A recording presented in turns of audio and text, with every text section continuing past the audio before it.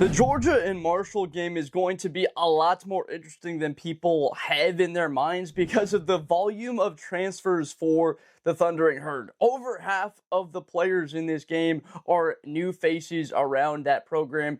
Obviously, Charles Huff leaves. They're not able to bring him to the extension, and so they have the new head coach in Tony Gibson. You can look through that lineup. They've only got about 5 guys that were playing for them a season ago. Starting quarterback Carlos Del Rio Wilson is going to have the tough task of facing CJ Allen, Raylan Wilson, Elo Modozi, and a spectacular looking defense for the Georgia Bulldogs. Now, that is not just the strength of the Georgia defense, the front seven. We all know about the talent that they have had. We're not going to talk about that too much. We've talked about it enough. What about this game? This new brand of football for the bright red helmets. Well, the secondary can be absolutely a strength for them.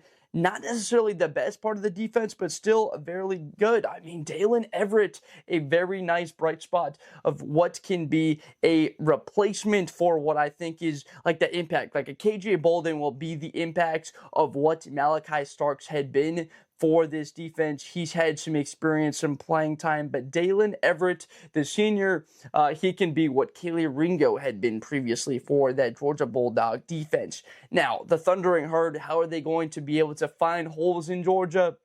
Really, you're not going to find that many holes all that often. It's staying in the game. How do you stay in the game? Well, it's keeping the score within 1 to 2 possessions with about 6-7 minutes left in the fourth quarter and getting a score under 5 minutes to force scoreboard pressure. That's how you stay in the game. And the way that is achieved is by shortening the games. What has Michigan done the last 5 seasons? They've shortened games. They have committed to what?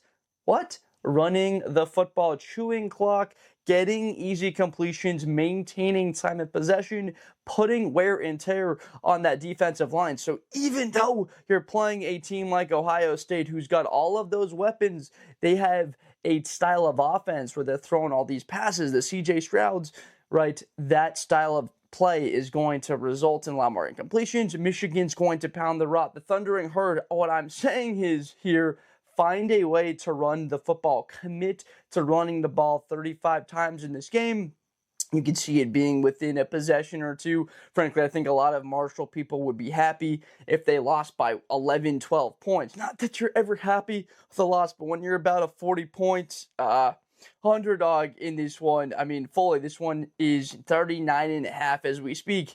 Georgia has a 97% chance to win this game at home there at Sanford. I want to see Tony Mathis Jr. I want to see Michael Allen get their carries, give the ball to Allen, be able to have that balance, and have Carlos Del Rio take off and run the football. Where are we going to see the production come from them on offense? Like, are we going to try and get the football to our senior, junior transfers, DeMarcus Lacey, Adrian Norton, Ben Turner? Which of these guys are going to have chances in one-on-one opportunities to beat what will be that tough Georgia secondary? Now, on the Georgia offensive side of the football, this thing is going to look what it has a lot of the time look like is a commitment to running the football. Nate Frazier had a decent year. People were completely putting this kid in very bad light because of what the Georgia offense was overall. Still, I look to games like Georgia Tech where they leaned on him at times,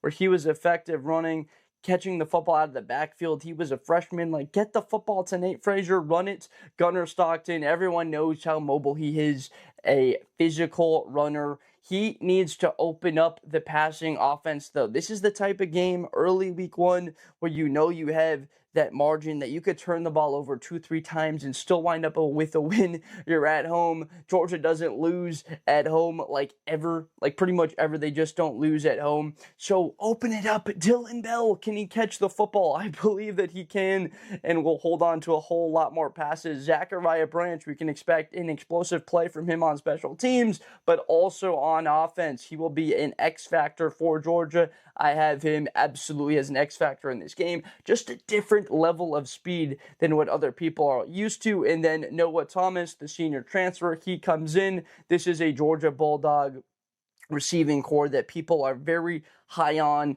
Obviously, we've seen the likes of Brock Bowers and Ladd McConkey, all that talent for the Bulldogs, not quite on this level, but still a lot of veteran players within that offensive line. You have Monroe Phelan, right? There's Micah Morris, there's Drew Bobo, Daniel Calhoun, Ernest Green. All of these players, except for Daniel Calhoun, are upperclassmen. They've had experience playing college football. Like, this is going to be a Georgia Bulldog offense that is going to have confidence out of the gate. They're not going to see a tough task until they play Tennessee, in which case I do have Georgia as we're not going to quite get into that prediction just yet. Just kidding on that. But I have Georgia winning this game by a score of 48-13.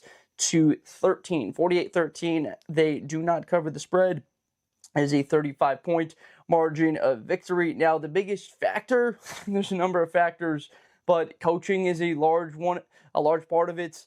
Kirby Smart, just about as good as any college football coach in the country. They're going to be playing a lot of very good defense if Marshall's able to get a score. We saw Marshall get up 7-0 on Ohio State last year very early in the season. Unfortunately for the Thundering Herd, they don't have Mike Green. I believe Mike Green had 2.5 sacks against the Buckeyes in that game. That was back when Josh Simmons was on the field for Ohio State before he had gotten hurt later on in the season against Oregon. So they don't have that ability. A guy that's a second-round draft pick. Could have been top 15 overall in my book. We know Jalen Walker went very high. Obviously, Michael Williams, the two edge players for the Bulldogs, went extremely high in the draft. Believe that Mike Green could honestly be just about as good as them. Charles Huff spoke to that. He could have been a starter for Alabama, but without that level of player, Connor Stockton's able to sleep a lot better in preparation for this game. When you're watching this, he's going to be a little bit less concerned than, let's say, a Mike Green was on the field for Marshall for this one. But Nate Frazier, really excited for that Georgia rushing attack this year. They're going to need it because when we get into that SEC conference play, it's going to come down to possessions. When you want to limit possessions for a Ty Simpson, for a Joey Aguilar, for an Arch Manning, and that really explosive offense and Arch having the ball late in the game, can Georgia possess the football late in those games? Can they run the ball, keep it within their possession, tire out a different defensive line? That's what it comes down to. So the experience of Georgia's defense, of their offensive line, have them winning this game by a big margin. But we are ready for football season. It is finally back. I'm sure you are fired up. We certainly are with Blitz with Blender. So please subscribe for more content in the future. Hope you really enjoyed this video, and I will see you next time. Thank you so much for watching. Best player in college football. That Georgia and Ohio State game, New Year's Eve, is going to be a classic. Josh Blunder. Hi, everybody. I'm Josh Blunder. To the 40, 35, 30, Espinoza.